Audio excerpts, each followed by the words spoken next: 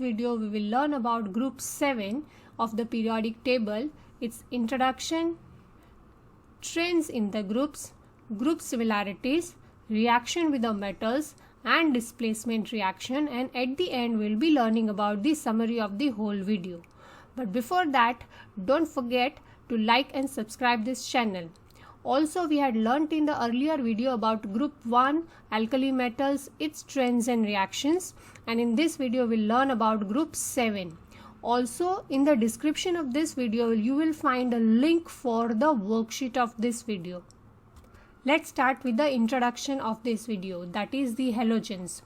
Halogens are group 7 elements in the periodic table, that is here, and all these elements, they are all non-metals and they have electronic configuration which has just one electron short of the nearest noble gas, because all the elements in this group have 7 electrons in their outer shell. So it's just one electron short for the 8 electrons in their outer shell, that is to the nearest noble gas configuration. Now let's see what the group properties we will learn in this video. In general, all these elements are non-metals. They exist as separate diatomic molecules, that is all these elements exist as a diatomic. For example, chlorine, fluorine, bromine all exist as a diatomic molecules. All of them have 7 electrons in their outer shell. They form negative ions with a -1 charge and they react with the metals to form the halide compounds. Also, let's see what trends we will learn about halogens in this video. We will also learn about their appearance, their boiling point, electronic configuration, atomic size, ionic size, and their reactivity. Let's start with the group trends first. The first one is appearance. How all the elements appear of group 7. Fluorine appears yellow in color, which is gas. Chlorine appears green colored gas. Bromine is a red-brown liquid and iodine is a grayish solid. But when we heat them, obviously fluorine and chlorine are gases, so they remain yellow in color and chlorine remains greenish in color. But when bromine evaporates, it gives red-brown fumes, and iodine, unlike all this, it changes its color from grey solid to purple vapors when heated. Now the next trend is boiling point. The boiling point from halogens, that is from fluorine to iodine down the group, we can see that the boiling point increases down the group because more energy is required to separate these larger molecules. Why larger molecules? Because going down the group, the size of the molecule increases because the size of the atom increases. So it's difficult to separate these molecules and boil them. So the boiling point increases down the group. Now let's see the next trend, electronic configuration. Fluorine have atomic number 9 with the electronic configuration 2 and 7. Chlorine has atomic number 17 with the electronic configuration 2, 8 and 7.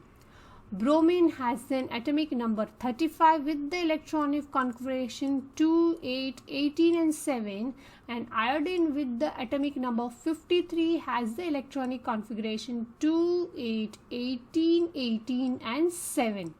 So what we can observe from this is that outer shell electrons are all 7 in number, and also as the number of shells increases down the group, we can see that in fluorine have 2 shells, chlorine have 3 shells, bromine 4 and iodine 5. So as the number of shells increases, the outer electron goes farther from the nucleus. So we can see that electrons go into the shells which are further away from the nucleus. Next is atomic and ionic radius.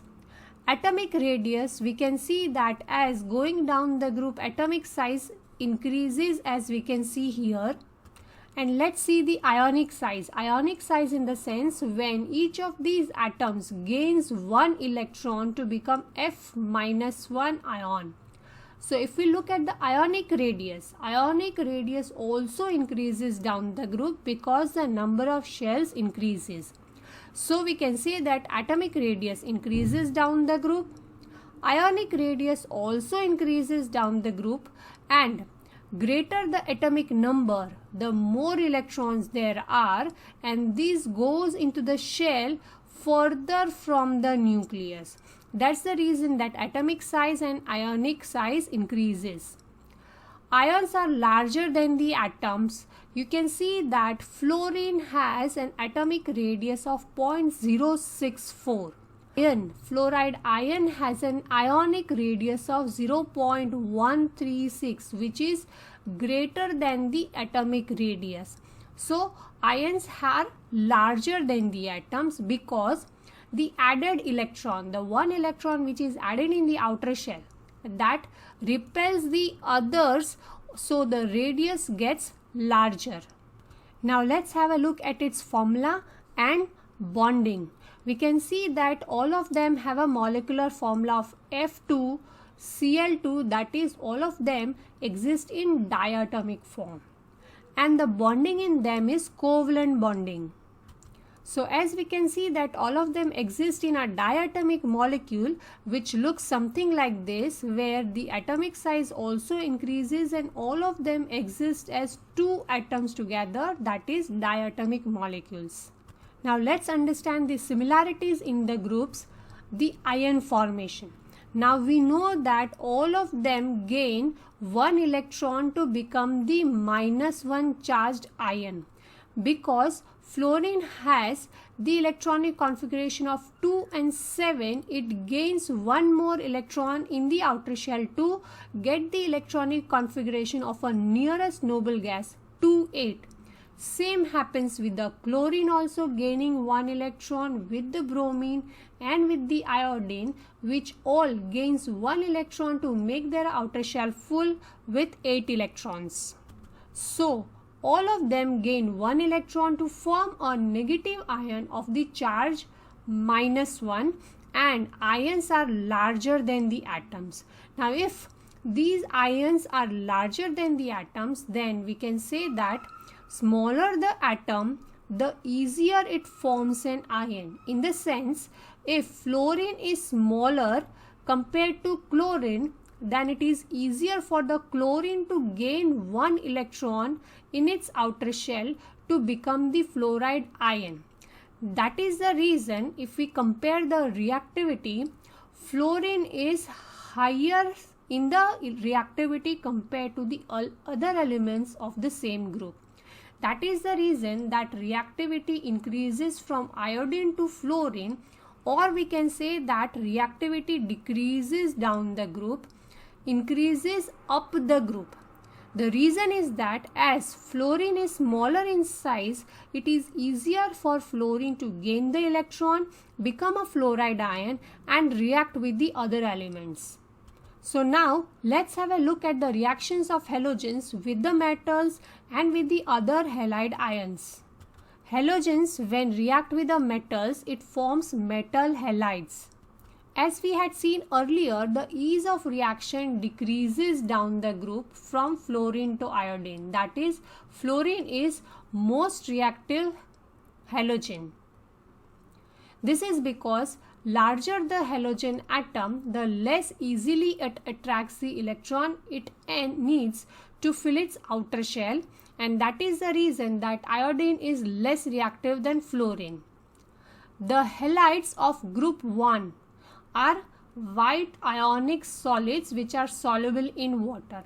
The best example is sodium chloride, which is a typical group 1 halide. That is, when halogen chlorine reacts with the metal sodium, it forms sodium chloride, that is a metal halide, which is a white ionic solid and it's very easily soluble in water. Let's have a look at the equations of these reactions. When sodium reacts with chlorine, it forms sodium chloride. Let's have a look at the symbolic equation. Sodium Na reacts with chlorine Cl2 to form NaCl. Now this equation is not balanced, so we need to multiply the formula with some numbers. So if we try to balance the equation, we know that Cl is Cl2 here, that is chlorine atoms are 2 in number. So to make chlorine atoms 2 on the product side, we need to multiply NaCl with 2. Now this makes sodium also 2 in number. Although chlorine is balanced with the number 2, now to balance sodium, we need to multiply sodium on the reactant side also with the 2. Now the reaction is balanced. Let's have a look at the formation of sodium chloride. We have a sodium atom with the electronic configuration 281. That is, sodium atom have 11 protons and 11 electrons. Chlorine atom have the electronic configuration 287. That is, it has 17 protons and 17 electrons. Now if we look at the electronic configuration 281 of the sodium atom, we can understand that rather than to gain 7 electrons to make the outer shell full with 8, it is easier to lose out this 1 electron. So sodium loses 1 electron and chlorine gains 1 electron to make the outer shell full. That is what happens, that an electron from sodium transfers to the chlorine, and this is how both the species now have a full outer shell. That is, they have the electronic configuration of noble gas. That is, sodium loses 1 electron to get the electronic configuration of 2 and 8, and chlorine gains 1 electron to get the electronic configuration of 288 with the outer shell full with 8. Now as sodium loses 1 electron, we can write an ionic equation as shown here, with sodium losing 1 electron to get the charge of +1 making sodium ion, and chlorine gains 1 electron to become Cl- ion, that is, gaining 1 electron makes the charge -1. So now the electronic configuration is different. It has lost 1 electron to become 2 and 8, and chlorine has gained 1 electron to become 288. Now what happens is that the electron from sodium gets transferred to the chlorine, making both the elements stable, reacting together to form a compound. Next, let's learn about the displacement reactions of halogens.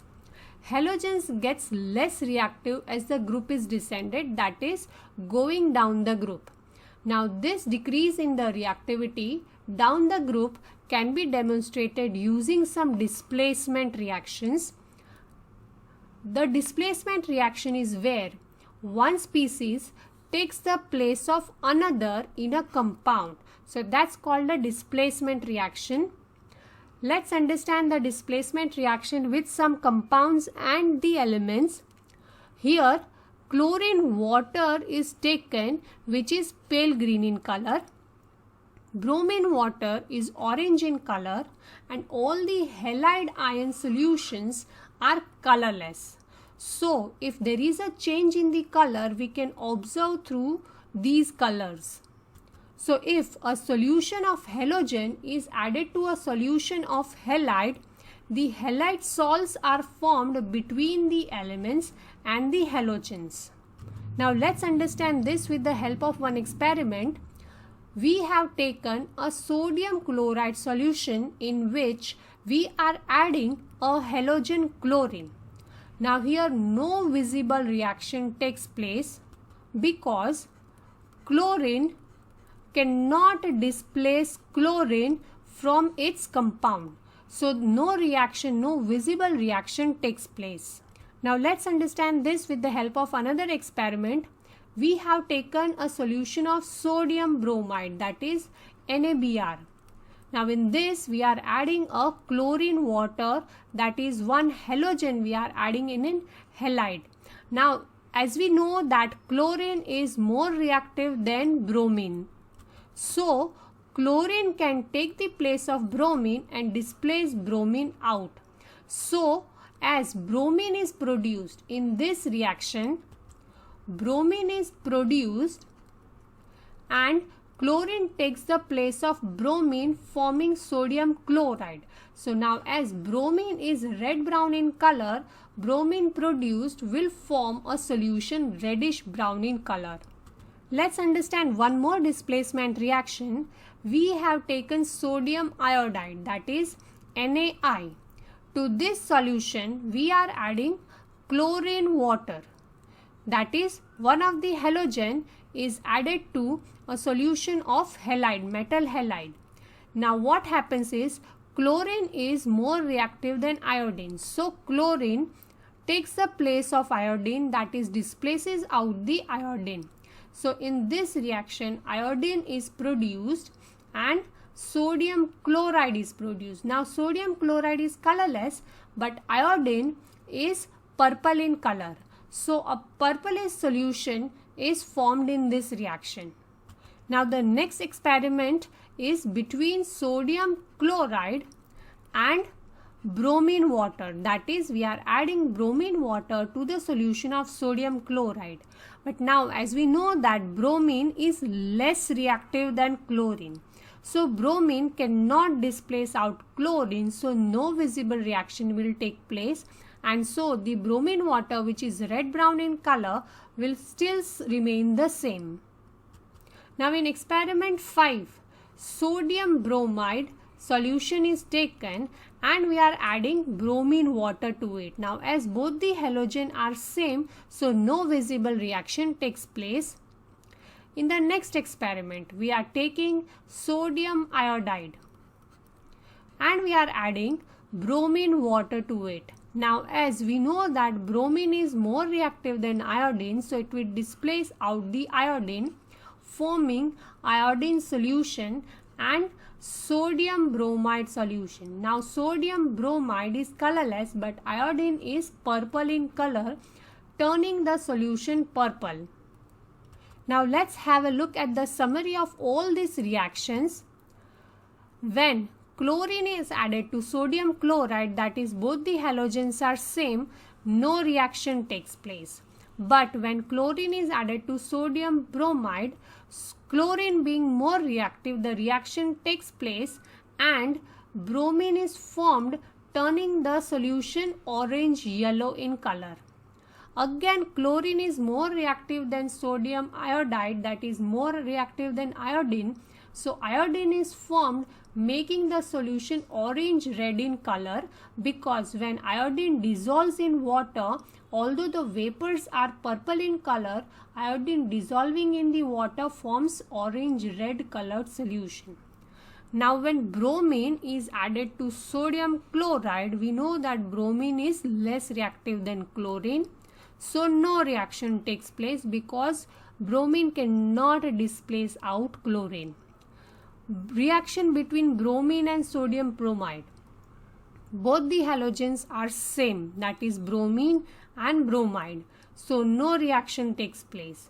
But when bromine reacts with sodium iodide, bromine is more reactive than iodine, iodine will be formed, making the solution reddish in color. Let's have a look at the equations. Chlorine when reacts with sodium bromide, it forms bromine and sodium chloride. Chlorine again when reacts with sodium iodide, as chlorine is more reactive than iodine, iodine will be formed and sodium chloride solution will be formed.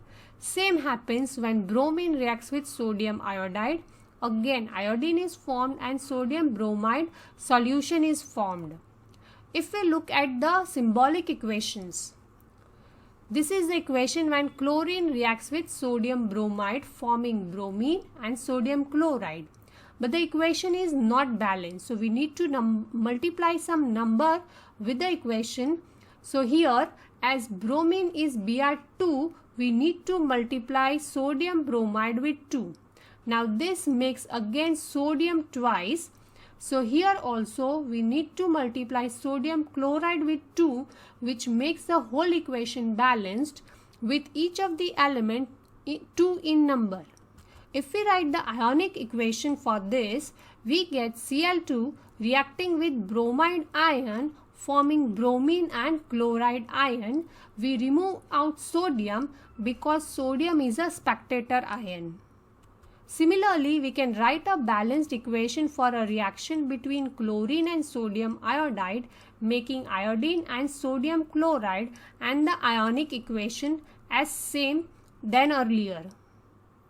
And the last equation of bromine reacting with sodium iodide can also be written in the symbolic form as earlier, with Br2 2NaI gives I2 2NaBr in the balanced form, and the ionic equation as shown.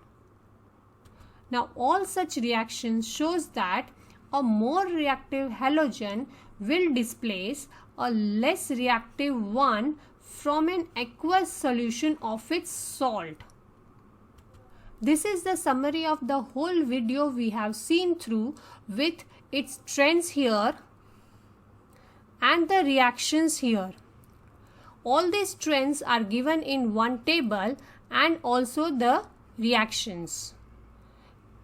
In the description, you will see a link for the worksheet of this video.